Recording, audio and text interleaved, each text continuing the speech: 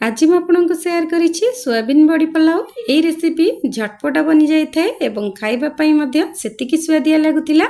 आपण जदि एमती किसी सोयाबीन रे बनैकी खाइबा चाहूँगी बा शीघ्र बनैकी खाइबा चाहूँगी तेबे एही भली थरे बनैकी खातु, देखिए बहुत स्वादिया लगिबो।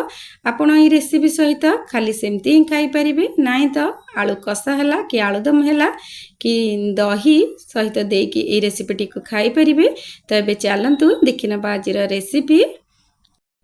तो प्रथम एठी मु सोयाबीन बड़ी को पानी रे भिजेकी रखी नहीं एवं पानी रु बाहर करके बा चुपुड़ी की गोटे साइड रे रखी नहीं एवं आपण को जो गिना मु देखौची सही गिना रे गोटे गिना बेठी चाउल को 15 मिनिट आगु पानी रे भिजेकी रखी नहीं। तो एबे कोन करबे ना, जेहेतु सोयाबीन बड़ीटी भिजी जाइछि भल भाबरे, आपण कोन करबे ना से सोयाबीन बड़ी को एमती गोटे बाउल को दे देबे। तापरे 2 चम्मच अदा रसुण पेस्ट, गोटे बड़ा चम्मच काश्मीरी चिली पाउडर, हाफ चम्मच हळदी, गोटे कप पाखापाखि फ्रेश दही, तापर कौन करेंगे ना ये गोटे बड़ा चम्मच मीट मसला देदेवे एवं गोटे बड़ा चम्मच ये गरम मसला एवं 2 चम्मच भली ये बिरियानी मसला देकी यही भली भाबे भल भाबरे एमती मिसैकी गोटे साइड रे रखी नेबे। तो यही भली भाबे मु बड़ी की एमती मिसैकी सब मसला मसली एमती रखी नेउछि। तो मिसई सारा पर कभर करके गोटे साइड को रखी नबा एवं नेक्स्ट प्रोसेस को जीवा। तो अब गैस ऑन करी मुझे गोटे प्रेसर बसई नहीं, प्रेसर रे मुझे किसी रिफाइन ऑयल दे देछि। तापर एटी किछि गोटा मसला देदेबा। गोटा मसला रे जीरा, लवंग, गुजराती, गोलमरीच एवं 2टा तेजपत्र, डालचीनी खंडे एतिकी मुह नहीं। तो प्रथमे गोटा मसला को देदेबे। गोटा मसला टिके फुटी आसले तापर कौन करेंगे ना काटिकी रखिथबा पियाज को देदेबे।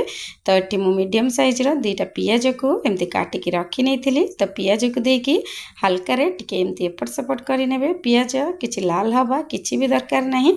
तापरे एमती किछि परिबा को मु काटिकी रखी नहीं। परिबारे मुझे गाजर, बीन्स, आलू किछि नहीं। आलू मुझे 2टा नहीं, गाजर मध्य सेमती 2टा नहीं, बीन्स एठी 150 ग्राम पाखापाखि नहीं। तो ये सब परिबा को देकी एही भली भाबे एमते टिके एपट सेपट करि परिबे। तो आपण जदि आपणक इच्छा अनुसार एठी आउ किछि परिबा दबा को चाहुचंती आपणक पसंद अनुसार आपण एठी देई परिबे। तो एतिकी परिबा देला परे एठी मु कोन करछि ना एठी किछि ग्रीन मटर एवं कैप्सिकम को मु देई देछि। तो ग्रीन मटर को कैप्सिकम को देला परे आउ किछि सेकेंड एमती भाजी नेबे परिबा गुड़िक। तापर कौन करेंगे ना जिते बड़े परिबा गुड़िक एमती किछि सेकेंड भाजी नेबे। तापरे आपण जो मसला रे मिसैकी रखिथिबे सोयाबीन बड़ी को एबे से सोयाबीन बड़ी को देकी एतरे भाजी नेबे। तो आपण जदि मो चैनल रे नुआ अछंती तेबे लाइक शेयर सब्सक्राइब करेंगे। जदि इंस्टा रे किबा फेसबुक पेज रे देखुचंती तेबे फॉलो तो निश्चिंत करेंगे। तो एबे एमती टिके भाजी सारला परे मझिरे एठी कोन करबा ना एठी मु एबे दे दोछि बड़ी को दे सारला परे गैस रो फ्लेम को मीडियम रे रखिथिबे एवं सेमिति किछि सेकेंड एपट सेपट करी भाजी नेबे जेमिति कि मसला परिबा सब भल भाबरे भाजी हे जाए। सेमिति आपण मीडियम फ्लेम रे गैस को रखिबे एवं 5 रु 7 मिनिट पर्यंत एमती भाजी नेबे जेमिति कि मसला भल भाबरे भाजी हे जिवो। आपण जदि जल्दी जल्दी रे एमती किछि बने कि खाइबा को चाहुचंती तेबे वीडियोटी को पूरा देखंतु एवं एही भली थरे बने कि खांतु एवं केमिति लागिला कमेंट बॉक्स रे निश्चिंत कमेंट करिवे। तो आ भितरे देखंतु परिबा मसला भल भाबरे भाजी हे आसलानी।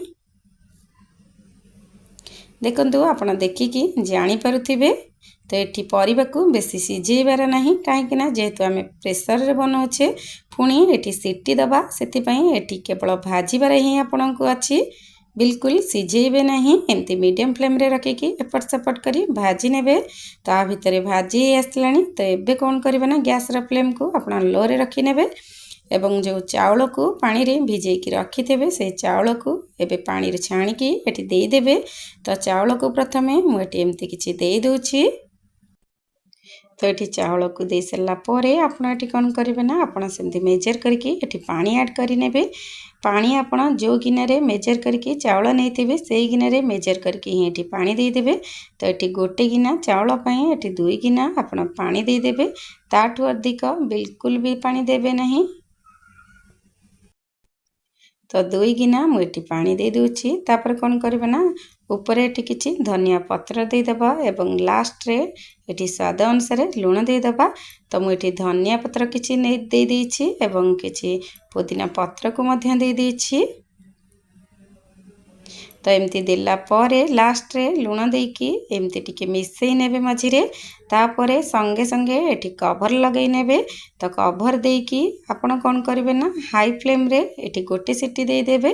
तापरे पूरा लो फ्लेम रे आउ गोटे सीटी देला परे आपण एठी बंद करि नेबे गैस को। तापरे आपण ठंडा हला परे आकु खोलिकी चेक करि परिबे। तो मु एठी आपण को ठंडा हला परे एठी देखौछि। तो देखंतु आ भितर तो सीटी दे देछि। तो एबे ठंडा हला परे मु आपन को एठी देखै नउछि। देखंतु केते सुंदर भाबरे हमर एई सोयाबीन पुलाव रेसिपीटी प्रस्तुत हो जाइछि। देखंतु आपण एई रेसिपीटी को संगे संगे बने की खाई परिबे। बहुत कम समय रे आपणकर एई रेसिपीटी प्रस्तुत हो जिवो। आपण बिना तरकारी रे मध्य एई रेसिपीटी को खाई परिबे। तो आपण देखिकी जानी पारुथिबे केते खिला खिला बनिछि। तो आज रही सोयाबीन पुलाव रेसिपीटी आपणकर प्रस्तुत हो जाइछि। आपनकु ए रेसिपी केमती लागिला आशा करूछि भल लागिथिबो। आपनक अनुभूति निश्चिंत मो सहित शेयर करिवे। आपण जदि ए रेसिपीटी को खाइबा को चाहुछंती तबे दही सहित खाई परिबे, नाही तो जे कोनसी तरकारी सहित खाई परिबे, नाही तो बिना तरकारी रे मध्य ए रेसिपीटी को खाई परिबे। जेतु सब परिबा पड़िछि दही भी मध्य पड़िछि बहुत स्वादिया लागि थाए खाइबा पई। तो मु एठी किछि आलूदम बनै के आगुरु रखी नै थिली।